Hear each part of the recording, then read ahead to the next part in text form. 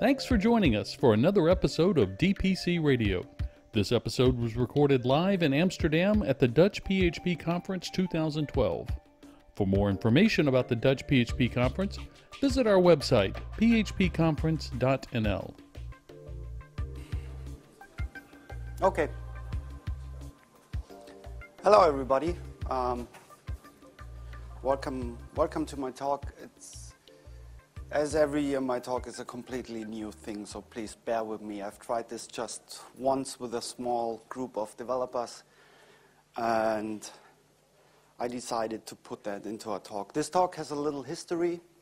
The history begins like 4 months ago when I sat down with a person. He was an MBA student who wanted to get into programming, and it was not the first person that was sadly sent to me, sadly for the person, to get some programming concepts explained. It happens to me again and again that persons end up at my table, at my job, to get some stuff explained. And I found out the normal thing you would resort to very, very early is explaining patterns. It's very easy. There's a big book with patterns. You explain some basics about it, give the person the book, and let him handle the whole topic himself. The problem is with patterns, there's a lot of basic knowledge that is required in order to understand why these things are used. So I was looking for easier concepts to explain and for stuff that is more basic and that is a little more general. And so I ended up, again, in my life with coupling and cohesion.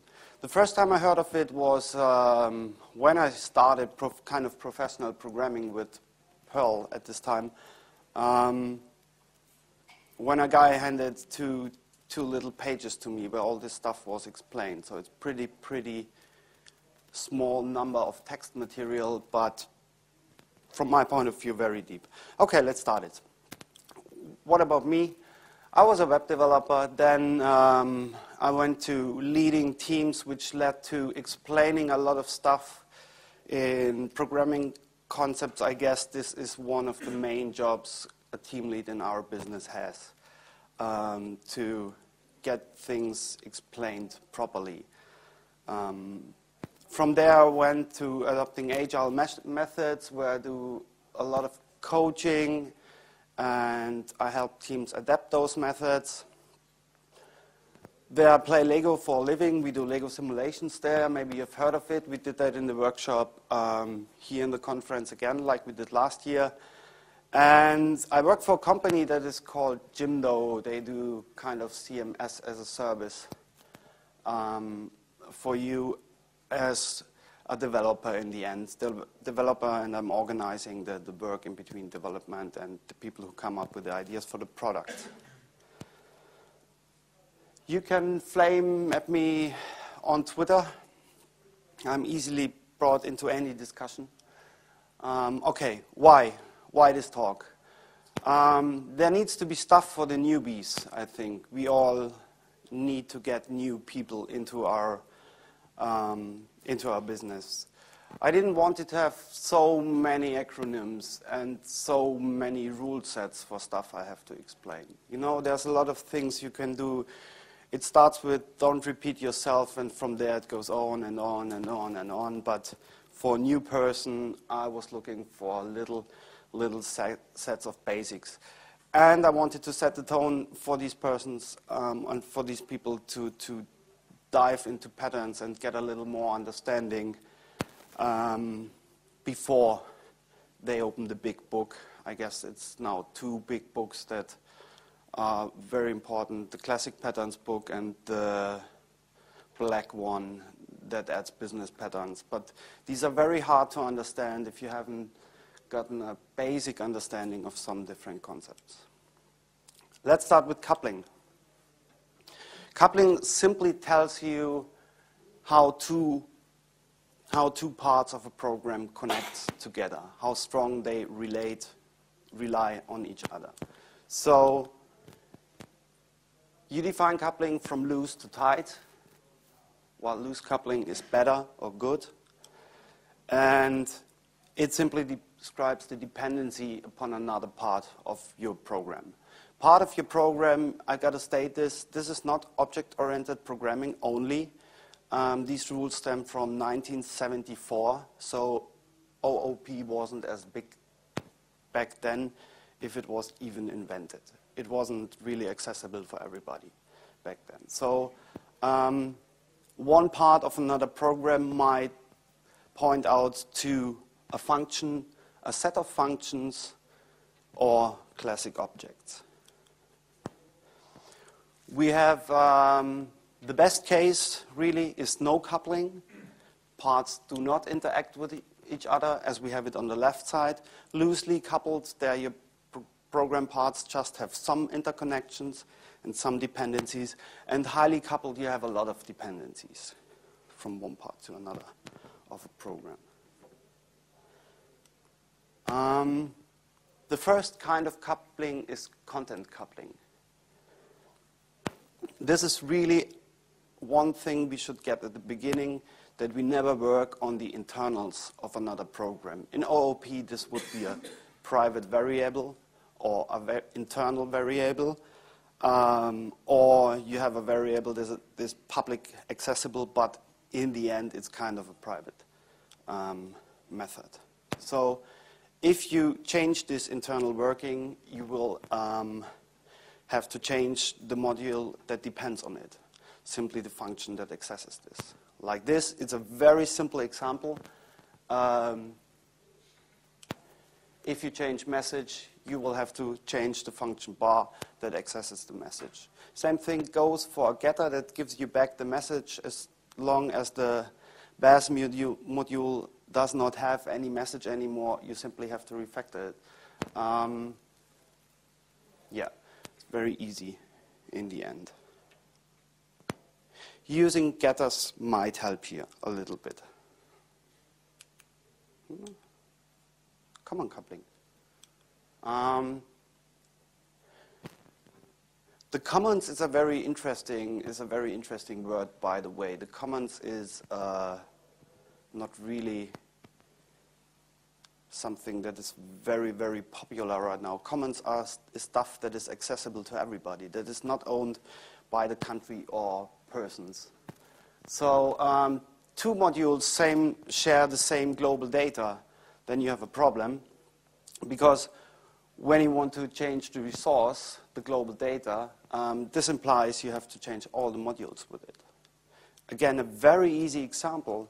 2 times, I would not advise to do this, by the way, but it's just for the example. You could cover this up over some more layers, but these two classes access one thing that is global to any PHP script, the global get array. So this array, as soon as you want to switch to post, or maybe you want to check for spam posted there, XSS stuff, you have to change both. So this is a very good explanation, by the way, why you very early on in a program start with encapsulating get post message or session, for example.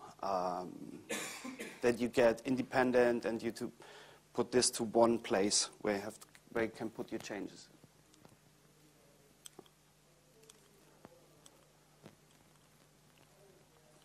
It gets better and better from here on. External coupling. This goes mostly for talking to other things out of your program that are not really part of your program. If you're based on a certain protocol, as soon as this protocol changes, you have to impose a change to your program. It's very easy. The RFCs might be a good example. If you base a part of a program on one of the RFCs, as soon as a new RFC is coming out, you have to change it. We are lucky people, RFCs are not changing that much. Another very, very easy example, the protocol here is, in the end, the data you get passed in get. This is the same piece of code, different type of coupling. Again, get is kind of a protocol. You will always get an array passed. It might be empty, it might be not empty. But as soon as this changes, you put your program, maybe you try to use this part of the code as a command line tool, you will not be able to access get, for example. Control coupling. This is the important stuff of the talk, of the first part of the talk. Is anybody aware of the so-called anti-if initiative? That was, I think it was in the last 2 years sometime, around last 2 years, somebody came up with the idea that we have to remove a lot of ifs from our object-oriented code in order to provide a little bit better pieces of code. And all these ifs, or a lot of these ifs, are controlling module flow. And if you have a lot of ifs or switch statements controlling your program flow, you might pass this from one module to another, and this creates a kind of a ripple effect. So if you're changing your program flow in one part of your tool, you have to do that in another part of your tool. This is a JavaScript example, but I think you will have the same in PHP in a lot of places. We pass the logging parameter down to our animal. You don't see this, I think. It's not working. Okay, then I will not point it there. You pass around the logging parameter, and you tell the animal when it barks or when it meows to post a log message, presumably to your console, for example. But the point is the logging is implemented in the animals, and therefore you have to pass the control over it. And this creates kind of a ripple change if you, for example, want to change the way you log. This is something that occurs very, very often. Stamp couplings are accessing kind of a composite data structure. The best example would be a database record, where you have rows and maybe an informational field for how many rows it is or stuff like that.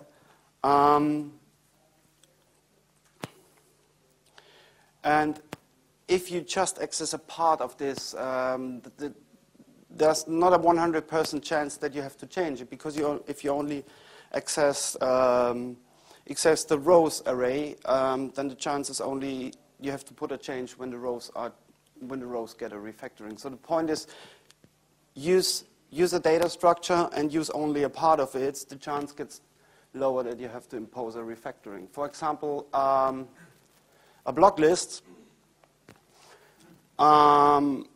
gets all the data from the result, but if you want to just have the first entry, you just need the first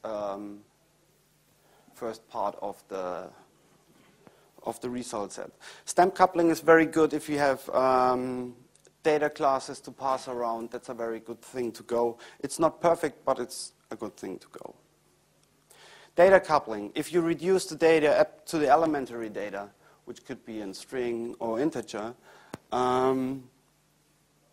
you're not very likely to have a change, because these are really, really easy, and they're kind of a very, very easy protocol to pass to a function. So if you could, for example, to pass to these two functions a kind of a point object that contains an x and an epsilon,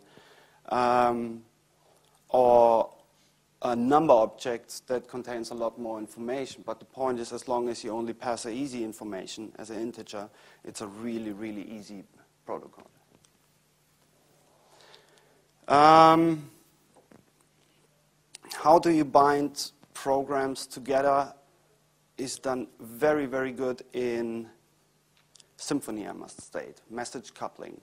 I've seen 1 or 2 talks about this topic. It's a very, very good thing to go there, and you might want to look in stuff like Symfony 2 does this very good, or that's very well done, or even JavaScript. If you have a chance to play around with the Node.js platform, Message-based programming is really, really deeply built in there. It's a really good way to find out how this could work for your program code. And the nice thing is you can build easily program flow with it. So this will get rid of your switch statements in the code. The best method of coupling at all is no coupling. One module is not communicating with another module, and you build something in the middle that does all these communications. To get coupling finished for right now, really, really please look into Symfony 2. It's well done in a lot of parts, and there's a special concept that is called bridges that connects two modules that are not connected together, one with another, and you don't have to couple them together in order to make them communicate. It's a really, really neat thing, and yes, as Mr. Potentier promised, Symfony 2 was and is well done. When it comes to coupling, what you includes, it's really very simple. The include list is somewhat helping you to get a clue how many relations to other modules you have in the part of your code. And I found out autoloaders made us lazy in terms of, since we're using autoloading so heavily, we don't care what's required or included and what's coming with our code. Looking at that might help you as well. Now to cohesion. Since coupling looked at the relations to other modules and cohesion just looks at the internal of one software module or one object. And if these are strongly related and have a lot to do with each other, then you have high cohesion. If they have nothing to do with each other at all, then you have low cohesion. For example, cohesion goes from low to high. We want high cohesion. We want, when we put in a class functions, we want to have them a lot to do with each other. They need to correlate in some way. And it describes the internal dependency of a module or software upon each other. This is the best one. Groups are just, pieces of code are just thrown together in a PHP file. They are given a class name, and here you go, you have coincidental cohesion. There was no other place to put it, so we put it there. I think the best example is a Google search for utils PHP. Who has a utils PHP in his source code? Okay. You might be better off maybe, but I'm not. In my case, I wrote utils PHP multiple times. It's just a thing you end up with, but the bright side of all this is you can go to your project, go to your utils PHP and find a lot of candidates for good refactorings. Because sometimes we throw in there a function that reads a file, then to read our config, to give us a username, and then it gets cluttered, and maybe it's time to look in there for once a week or once a month to refactor stuff out. Another thing is we throw stuff in objects, classes, or modules if there's a logic coincidence to them, if they are working on the same data set maybe and doing related stuff. This is a kind of a real-life example, a programmed application that gives you a top list of products, the best tested products, and as we see, it inits the data. It means it loads it from the database, and then it takes the data and calculates all the winner products in different categories. And then products that have a score of 100 get a highlight, or get a kind of a variable that these are highlighted. So I can pass all this data structure to a view. Point is, loading the data from the database and processing the data are completely different things. They might have something to do with each other, because calculating the winners is based on this data set that is loaded by init data, but in the end, this would be kind of a refactoring. And another thing is that to calculate the winners, I need all the rows of the data, because I need the highest score. And to find a highlight, I just need one row that tells me how high is your score. Do you have a 100% score or not? So this could be easily refactored in 3 things that do not have so much to do with each other. And then it could be split into smaller parts that have a higher cohesion. But this is not really, really well done. And then there's another thing. We put stuff into... The previous slide, it's not really a question, but more like a comment. I think it's maybe a bit nitpicking, but there's also the issue that your external code, when it calls find highlights, it has to know that it has to call calculate winners first. Yeah, that's... So you're yeah. kind of exposing internal workings of the thing. Yeah, yeah. Yeah, this was, normally this would have been called in the constructor in the right order, but it's the same problem. In the end, it's the same problem. And I'm coming to it. No, the order would be the constructor, but I left it out. But you're right, I'm exposing internals that could lead to a situation that I fuck up, because I don't call init data before I do anything else, yeah. And additionally, you would have to check with the 2 other functions if init data already was called, if you do it like this. You're right.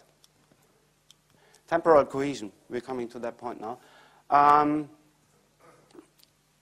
Another reason to put code into one module would be it's happening at the same time, you know? So this is the example from before. I use this as a JSON service, and as you said, it's easy to break, but this would be the constructor and then calling to JSON. The point is, another reason to put it inside there is it's happening at the same time. It's not making it better, but in the end, that was the reason to put all the code there. You might want to challenge yourself if you put code into one place for the same reason. And then there's another thing. Again, it's your remark is absolutely correct. Stuff gets into one module because there's a certain procedure you have to follow. One thing has to be called before another thing. A good example for this could be pre and post actions. I guess it was in Zen framework. This is another thing that sticks stuff together on a procedural manner. You can, before you call action, you can execute a kind of a piece of function. So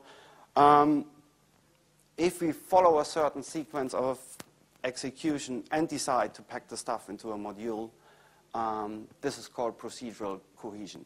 Again, we're getting better and better again, and there's some relationship from the last 3 kind of cohesion. You see that when I present you the same source code again, because again, you have to call init data before you do the calculate winners. And it's not different if I call it from my own constructor or from external. It's still the same problem. I put code into one place because it follows a certain procedure.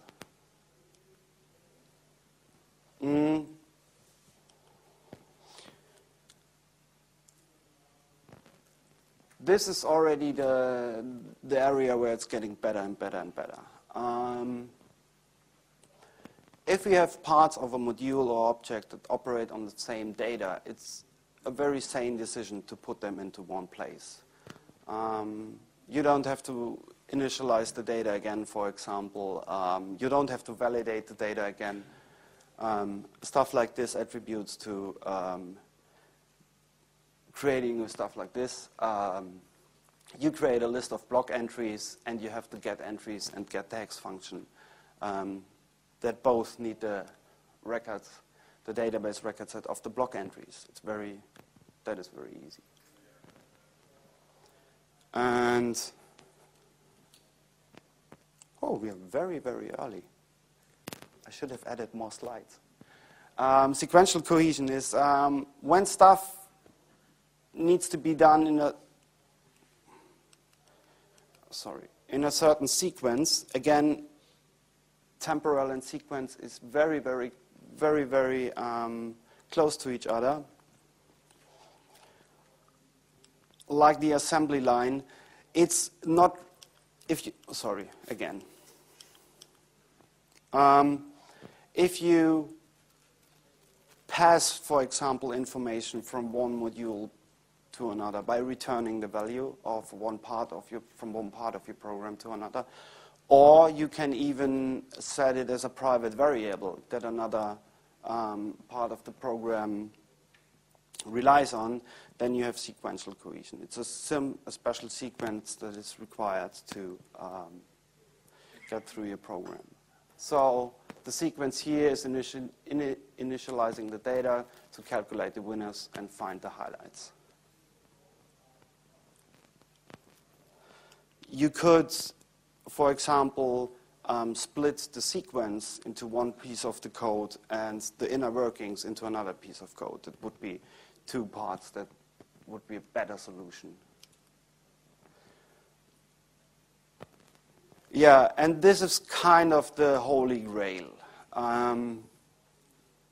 Who would say the parts of its own software are only split to very well-defined modules that have a specific task? Who would say that here of his own code? You would say it? Okay. For me, it's still a hard thing to do, because do you think it's the short way to do it like this? No, it's definitely not the short way, but it makes things less dependent on each other. Yeah. I think the XML parser classes that are around are very, very good sometimes. And what would you deem a good example of? I don't know. Okay. Okay. I found a lot of stuff, again, in the Symfony framework. It's really, really, really well done. I'm not using Symfony, by the way. I'm not advertising. I'm not working for them. But Symfony 2 is very well done. The config component was one that really, really catched me. And it took me a while to go through it. But from my point of view, it's really, really well done. Yeah. What do we want? We want high cohesion all the times.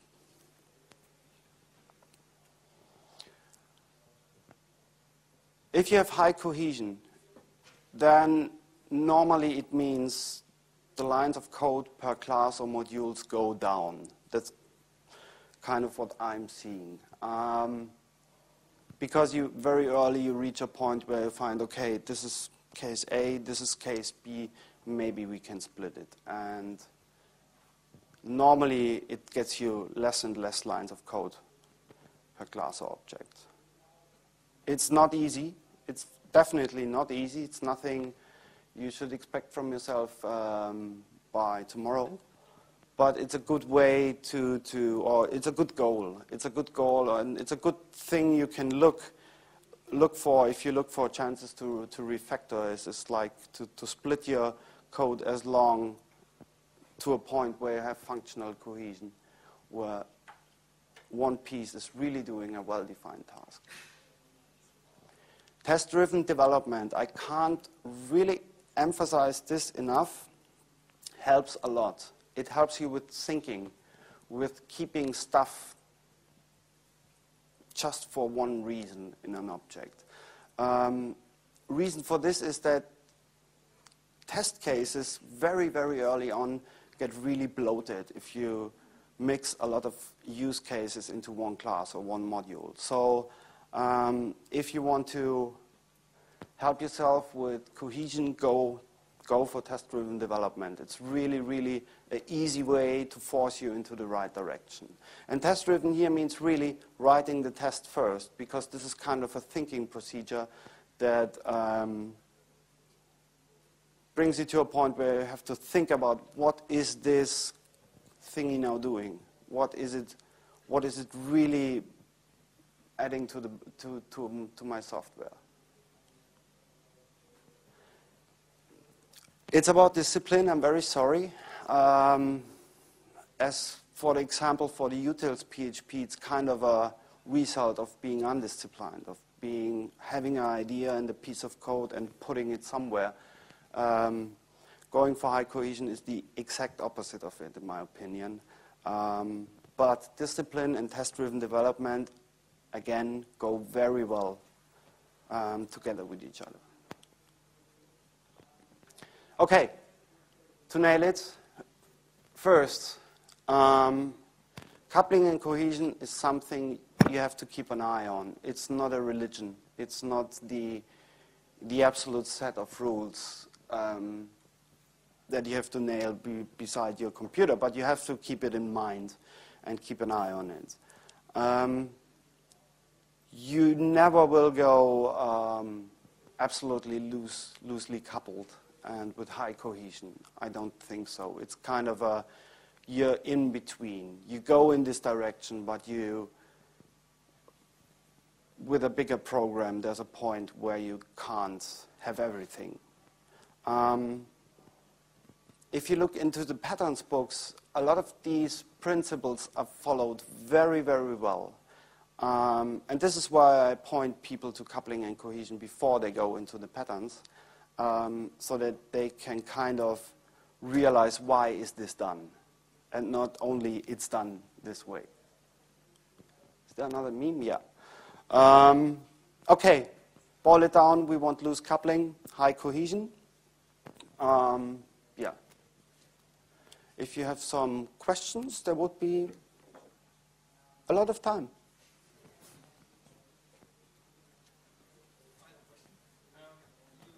Can you explain that you often get asked to train MBAs in programming?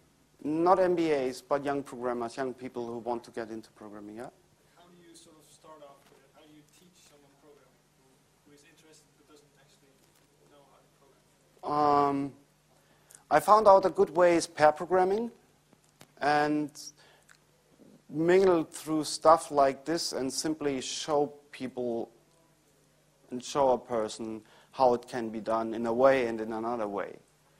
Most people can program to a certain degree. A lot of people learn that in school, and if somebody is interested, sitting down with that person and simply starting off where he or she already knows something, for me, it turned out to be the easiest way. And this is how this came to life. We simply sat down and went over the Wikipedia page, and I tried to program my example for every kind of coupling and cohesion, and simply we went on from there. Okay? Another question?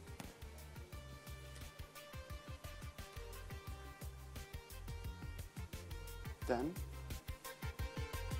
I thank you.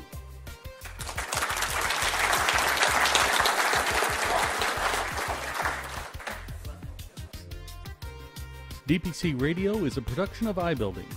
The materials presented are copyright of the speakers. This episode is released under a Creative Commons Attribution, Non-Commercial, No Derivatives 2.0 license. iBuildings is a full-service web development company specializing in PHP development. For more information on how we can help you with your next web project, visit our site at ibuildings.com.